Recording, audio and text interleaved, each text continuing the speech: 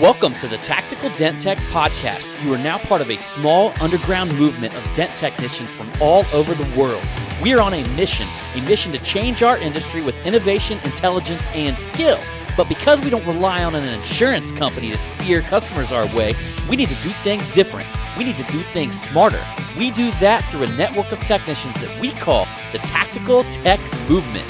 Now let's get this revolution started. Hey, what's going on, everybody? John Hiley here with the Tactical Dent Tech Podcast. Yes. Coming to you with co-host and drinking a whole bottle of Jaeger, Angela Hiley. That's right. Hell motherfucking yeah. And then we have a special guest this week, and it is Derek Yost with the most. Yes. Kick you in your head, Derek Yost. I'm just saying that because he just got his black belt in Taekwondo. That is so fucking awesome. Yeah, man. Degree.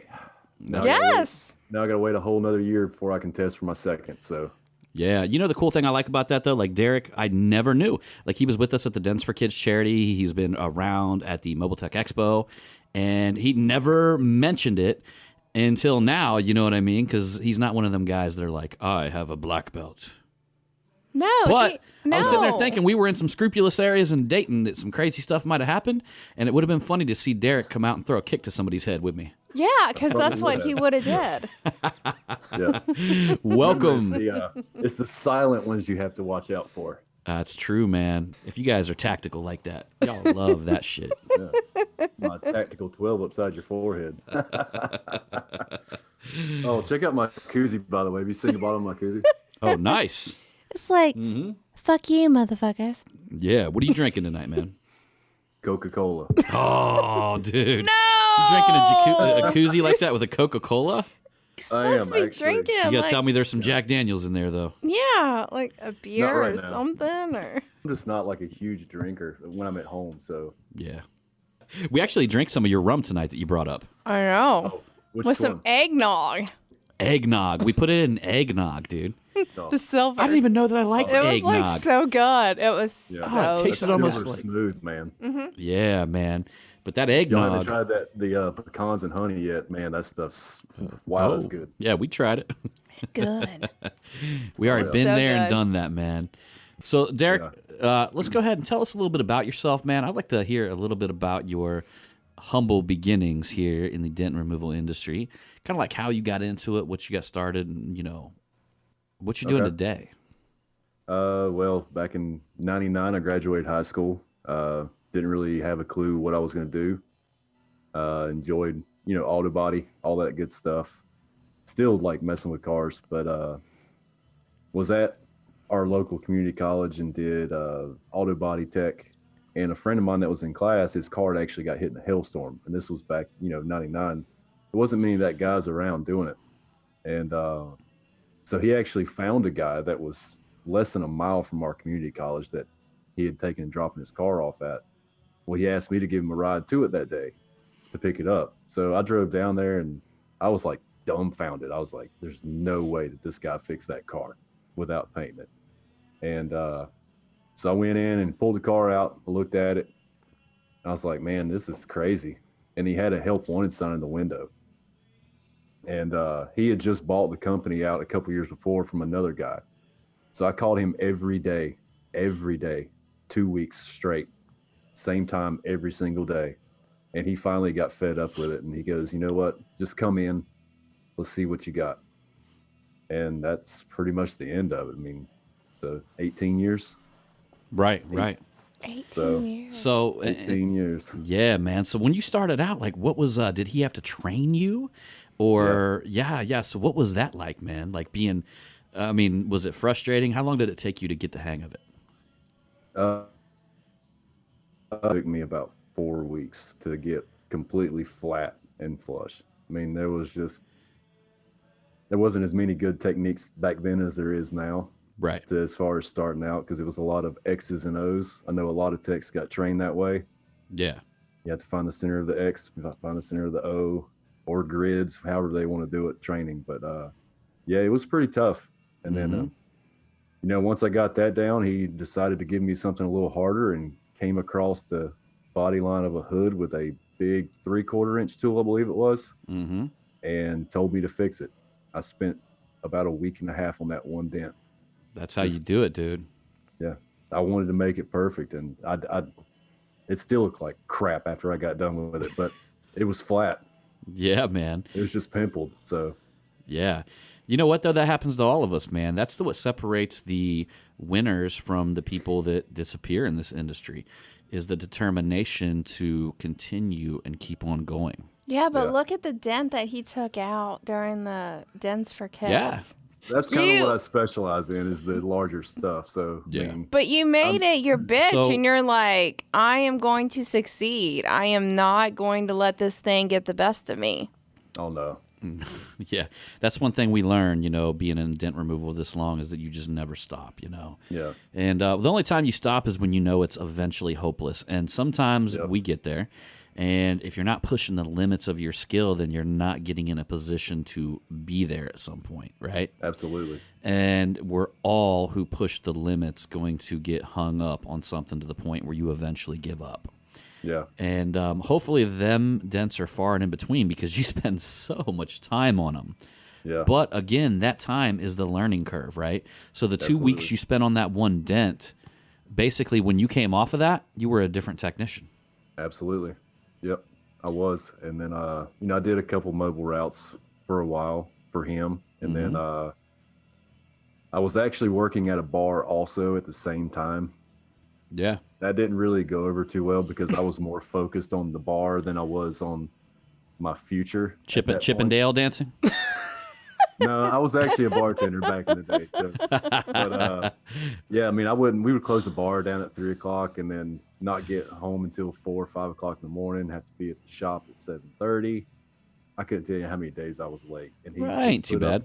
He put up with it for a decent amount of time, and then finally, he fired me, and I was pretty heartbroken about it. And he called me back like 3 days later because he knew that I had something. And so after that point, I came back, and it got real ugly real fast. Like, he had me come and load my stuff up, go to this one account that was probably 35, 40 minutes away. Had to leave there and then go an hour and a half the other direction to work this other lot. Yeah. And then he called me when I was packing up there and said, "Oh, hey, you missed a car at that first lot you went to." I'm like, "Nah, you know what? I'm done." So I went and got back to the shop, unloaded my tools, and said, "You know what? I'm not going to do this." But I can honestly say that the dent that you took out during the Dents for Kids, like, everybody was blown away. But I also want to say, not only Derek, but Eric Clemmer, who is a hail guy, he did not give up on a quarter panel check. That was unbelievable, you know what I mean? Like, when he was finished, and the dude had a really hard time with, like, large dent removal, you know what I mean? Because he's a hail technician, right? So us, all of us that are hail tech, people that are hail techs, they see a large dent, and they're like, basically, where do I start? Even phenomenal hail technicians, right? Yeah. And all of us that do really large dents, we see a hail car that's blasted, and we're like, oh shit, this sucks. And it's like something that goes hand in hand with the industry until you get put in the situation. I was fortunate enough a long time ago to be put in the situation of large dent removal, and then I went into hail, where I just went years and years and years on some like blasted hail damage cars. Yeah. And then came out of that and came right back into the door dings and the large dent removal, Yeah. I consider myself fortunate for that, because I meet a lot of guys that are either one or the other. And saying that, I mean, do you do many hail damage cars in your market? Yeah. I mean, we generally, not in my specific city, but around us, we generally have, 3-4 hailstorms a year. Wow. And I mean, you've got Raleigh, North Carolina, which gets hit just Yeah. about every single year. And we've got a pretty large dealer group down there that we do work for now. Yeah. So we end up doing their body shop work. Just there. I mean, we did Myrtle Beach, South Carolina about 3 or 4 years ago, I think it was, when they got hit. I remember that. That was a good storm. It was a spotty storm. So yeah. Did you go see Brandon Peterson when he was down there? No, I don't believe so. I mean, He was. We did a couple of places, but That dude had the setup when he was down there. I don't know if you know this, but Brandon Peterson was working for a body shop down there, and he actually had their old shop, which had a penthouse apartment above it with a jacuzzi. wow. And back then, we had him on the I don't Dent Trainer understand. podcast. What's so cool about a jacuzzi? Well, Brandon's a single dude, and he was So? in Myrtle Beach with a penthouse apartment and a jacuzzi. What do you think's cool about that? I have a jacuzzi. I have issues with jacuzzis. Like so. that thing is like so infested with bacteria. Absolutely. That's all I can I think bet about. you after Brandon got done with it, it was much more infested with bacteria. Exactly. Who's gonna get an STD, right? It's probably going to be like a girl jump in there and get pregnant. No, an STD. Sorry, Brandon, we love you. I know you'll be cool with that. I don't know who that motherfucker is. He's a good guy. Well, I haven't met him now. Oh, But that's cool, man. You're in like a really good area there. Let me ask you something. When you started, let's go back. Like, what type of tools were you using back then? Like, what were you guys given? oh man. Basically, it was just old A1 rods. I don't think I got my first stainless rod until about 2 or 3 years in, but everything was either stuff that was made from his previous employer, or, I mean, we had a couple of original Jerry Powell stuff that Jerry made. Yeah. And so it was crazy. And that being said, like what's the name of your company down there? It's Dent Works of North Carolina. Okay, and is he still pushing today? Who, my boss? Yeah. Yeah, he runs a route every week. Okay. So he How works many- just as hard as the rest of us. How many employees? Dent Techs, I think we have 7. Wow, he's done a great job, man. And I've trained the last, I think, 5 of them. That's pretty cool, dude. How many of them stay around? You know what I mean? Like, you guys get a lot of guys like a long-term type situation, or do you have to train and I mean, is there a big turnover? No, we don't really have a big turnover at all. That's I think awesome. we've had maybe No, that is awesome. we've had one guy leave us in the last year, and he was with us for I think 7 years before he left. So, I mean, I'll tell you what, that guy's figured it out then, because that's the hardest part about the PDR industry, yeah, as far as being scalable. So that's pretty cool, yeah, man. yeah. But Now, he's a good tech. So now, do you guys mainly do retail or route? I am pretty much the only one that focuses on retail. All of our other techs are dealer, wholesale, route techs. Nice, dude. Yep. So I actually run our retail location in Winston-Salem. Okay, that's awesome, dude. And you guys actually have a physical building? Yes, we do. I've been running it for probably 15 years now. Oh wow, Wow, that's a long time right there. that's a long time, man. It Yeah. is. That's dedication. So let me ask you something. Down there in dedication. Winston-Salem, what y'all do down there to have fun in the evenings? In North Carolina? I've kind of got the old man syndrome now. So, I mean, Until I've you kinda came up lost it. here? No, wait a minute. Well, yeah. Wait a but, minute. How old are you, Derek? I'm 36. 36. Well, okay, wait a He's the minute. same age as me. What's your No, birthday? you are. No. Wait, am I 37 now? I'm 36. Yeah, you're 37. Oh, shit. I forget my own age, dude. Do you ever do that? Oh, absolutely. Can anybody relate? Like, at some point, you don't give a fuck.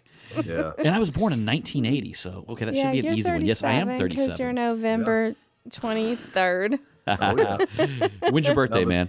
October 9th, Oh, okay. 1981. 1981. Yeah. Barely made that millennial cut. So, She's older than me. hey, there's nothing wrong with that. What are you, like 6 months older than me? Almost a year. Well, That's like, why I in can a call her way. my old But lady. do you think I'm older than John, though? Plead the fifth? No, you really don't. And I'm People happy. Makes you look older. But I'm happy about that because look at her. You know what I mean? It's like, would I want a chick that looks older than me? No. I mean, you can relate, right? All the guys out there can relate. I mean, Absolutely. you know. No, but we got a pretty good downtown Winston's got a pretty good nightlife. And if not there, you can travel over to Greensboro. Greensboro's got a pretty good nightlife too, but it's a little bit more on the sketchy side. The sketchy side. That's like my Was my it like part of where we town. took you down in Dayton? Yeah, kind of. Maybe a little more danger involved. A little bit more dangerous, yeah. Yeah. That's our like. Where we took you guys really isn't that dangerous. No. I mean, it was all. the Polish guys thought it could have been though.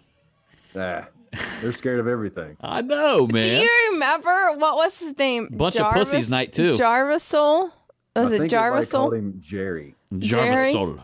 I like to call him. Everybody call him Jerry. I like to call him Jarvisol. Remember? If he wanted everybody to call him Jerry, he would put that as his Facebook name, man. Don't you remember how he was like out in the middle of the street and he was like doing the robot? Oh, I think that's whenever I left y'all standing there on the curb. I know, and I was like, I told John, I was like, Derek will take us home. And you're like, yeah, but we don't want to take him out of his route, so we'll just call an Uber. Yeah, we didn't want you to like drive It all didn't around. matter. So going back to the retail deal, I mean, how many cars y'all do in your shop a week? I mean, you say you're the one working in there. Like, how many you do on a weekly basis? Jeez. I try to do about probably 3 to 4 retails a day at the shop. Yeah. Just ranging from easy door dings to, just smashes. I try to plan out the day as best I can. Yeah. And then we also do some wholesale stuff there at the shop too. It's kind of convenient because there's multiple dealers right around us. So throughout the day, dealers will just come and bring cars to me to do, or we've got 3 body shops that'll just bring cars to me. Which is all unscheduled stuff. So that's when it gets a little crazy. So what kind of tools you rocking nowadays? God, I can't even begin to tell you. What's your favorite tool to use? Oh, If you could think of something like what's like one of your favorites to use? Every day would probably be my dent dial. Yeah. Yeah. That makes That's sense. from Sal, right? Yeah. Yeah. Probably my 22 is probably my favorite one. You take it down the windows like Sal does? Yep. I use it on everything. Yeah. Fenders, Sal. windows, you name it. If I can get it in there, I'm going to use it. Yeah. That's a good tool, man. Yeah. That's a good tool. We just talked about Sal in our last podcast. Sal's a March baby. He's a Pisces. So, no, like, I don't think a lot of people realize that, like, he's a Pisces, and him and I, we really get along together. And I talked about that on our last podcast, like how much we love Sal. And, the thing is with him, though, it'll take you years to get. But that's normal to though get for past somebody Sal's, that's a Pisces. His wall. Like, No, but that's Sal's normal. got a wall, right? That's so like He does. normal for a to Pisces get right through there. it's going to be years. You know what I mean? And that's kind of what I like about him. No, when I yeah. first I love met, Sal. like when I first met Sal at the Mobile Tech Expo, me and him, we just I kind already of like, broke the wall down though to begin with. No, but you didn't even need to like break the wall down because like we met and we just like totally jived. We had this energy that connected. Not only do I love Sal, but like his kids that he brings out there and all that stuff, they're just great people, you know? Yeah, his son's awesome too. He helped him out last year at the expo, so we just got to get him out there earlier. Oh, right, yeah.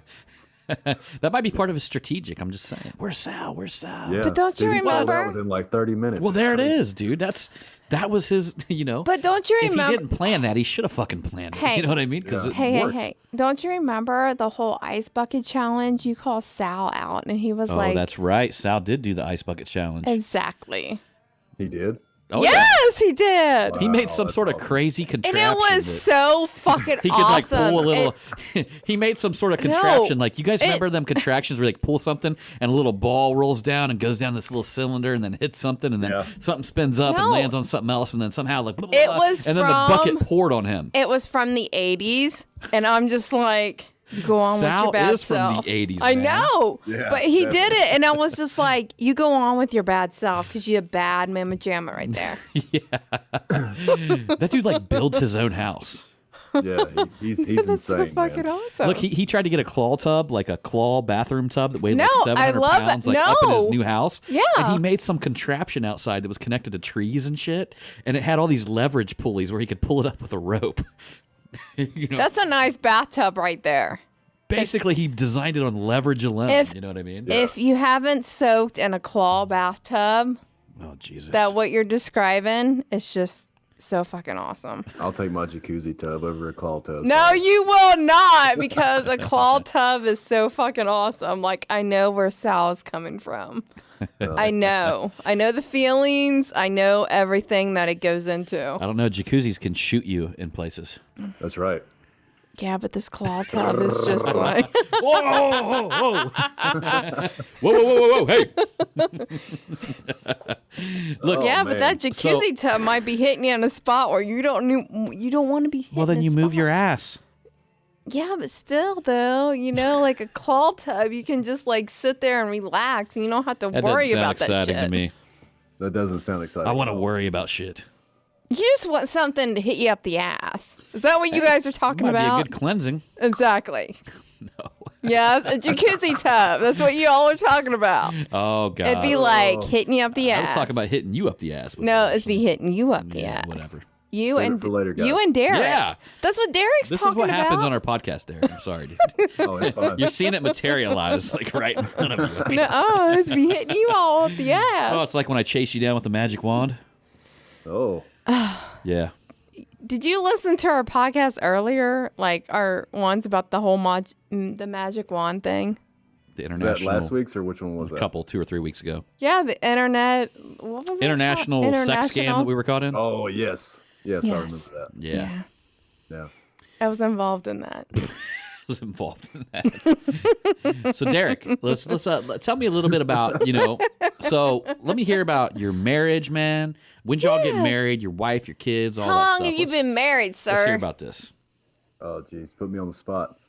We actually did everything kind of backwards. No, that's So, okay. I love we that. did, I too. love that. I love all that. Yeah, that we that got makes pregnant me and happy. then we got married. Yeah. Yeah. So in 2008 is when I actually met her. And let's see, we had No, a you don't have daughter. to say her. What's her name? Oh, sorry. My wife's name's Heather. Heather. Yeah. So I think I met her in like June of 2008. He was actually dating somebody and I kind of stole her away from him. So that was kind of awesome. Oh, that even makes it better.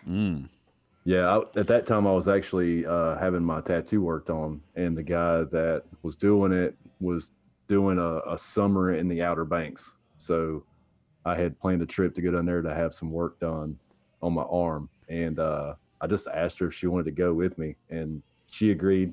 She was still dating this other dude at the time. But we got down there. It was like 1 or 2 o'clock in the morning and walked her out on the beach. And the Outer Banks, if you've never been down there at nighttime, like there's no city lights or anything. So you can see so much more out there Yeah. star wise. And I walked her out there and I said, hey, look up. And then that was the end of it right there.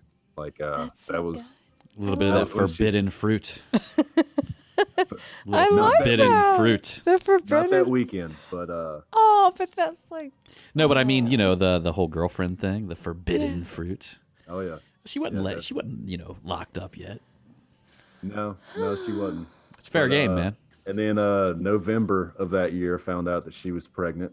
So, and then my little girl Mackenzie, she came in August of the following year, and Yeah. she is freaking awesome. She's 8 now, and just amazing kid. Absolutely amazing. She's smart. She's funny. So she's just like me.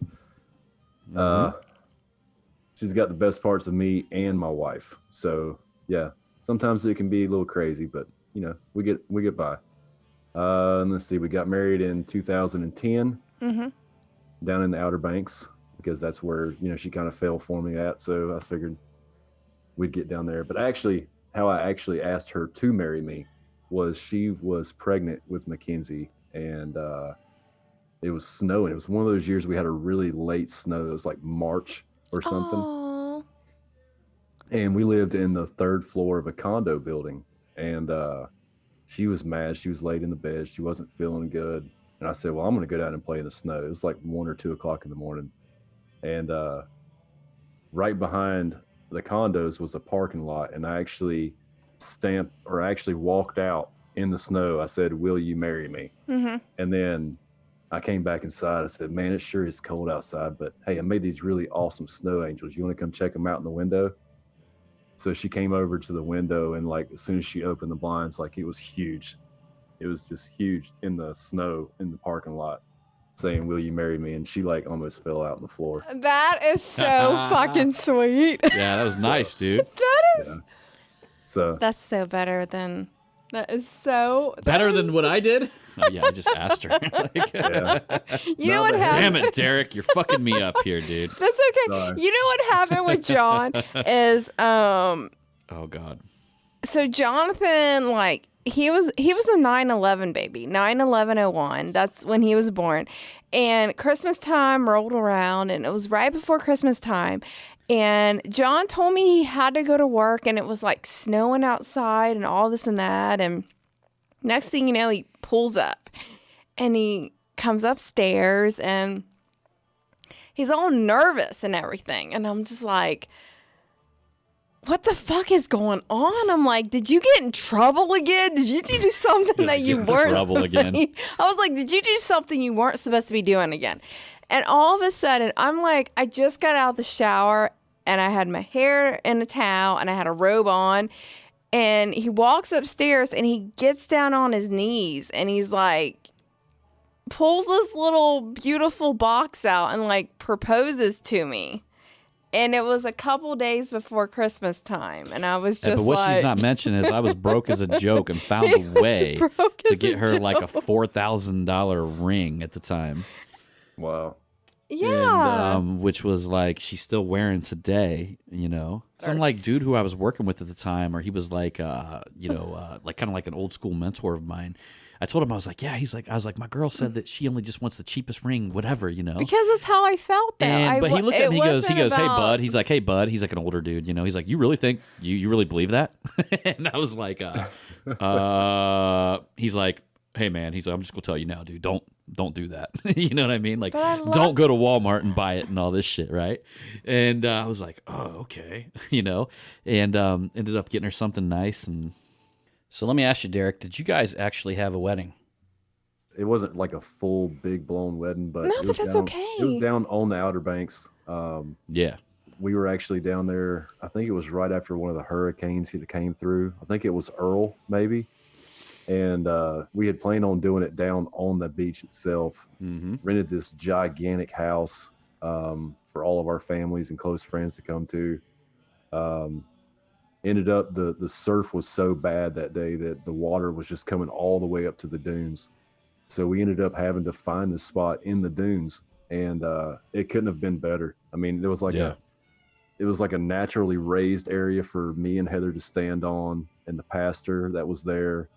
And then love it was really cool layout. And we did, the seashells around in a big heart for me and Heather to stand in. And then Mackenzie was there, she was just a little over a year old, I think it was, when we got married. And then we all did, the sand together and put it into a little glass vase. And we still have it here in the house from all three of us. So, but Oh, yeah. that's cool, man. That's Yeah. real cool. No, I love that. Yeah, I took her down to the courthouse. Hey, ain't nothing wrong with that. No, there's nothing. And you know what? When we got married, it was pouring down Yeah, rain. we didn't have any money though. You know what I No. mean? Like there was nothing, dude. Like, And when I they started said out. though they said that like if it's raining outside when y'all get married, that means that's like good luck, and that must have been what it was, meant to be, right? That's right, That's man. what I've heard. That's what I've heard. What's badass, dude? Yeah, I like that, I man. love stories like that. Yeah. So look at Oh, you. yeah. You're a true Casanova, man. I try. I try. So, Well, right Yeah. on, man. Well, do you have anything else that you want to add to this podcast, brother? I think I'm good. I will say, if any of the techs listening, if they have ever thought about doing the Dance for Kids charity, with you guys, Yeah. that Yeah. you need to go up. I mean, you will have an absolute blast. And I mean, you'll get Aw, to thank be you, right there with some Derek. top level No, guys thank and you. gals. And John and Angela, y'all are freaking awesome people. So Yeah, we appreciate that, Derek. So let me ask you, when are you going to be arriving at the Mobile Tech Expo? I will be down there that Sunday before. 'Cause Nice. I'm helping Shane and Keith out with the Advanced Skills Seminar this year. So Nice. I'll be doing all their video stuff for them. So Kick ass, dude. Yeah. When are we getting there, babe? I think we're getting there on Tuesday. Tuesday or Wednesday. We're getting there early. Okay. Tuesday, boy. Mike's coming in Monday. I talked to him. So yeah, I'm not sure when everybody else is getting in, but Right on, brother. Hey, man. So anyhow, we'll go ahead and close out this podcast, y'all. And again, Derek Yost bringing the most. Yes. And we will see you on the next one. What you got to say, baby? It's all about the hustle. It's the king of the jungle when I can't be tamed. Take you all the way to the millennium reign. It's the return of the germ, it's that funky worm. Heated like the bottomless pit when it burn. Bro, my flow you cannot handle. I'm bumping and I'm humping like a camel on your radio channel. It's me, THREAT.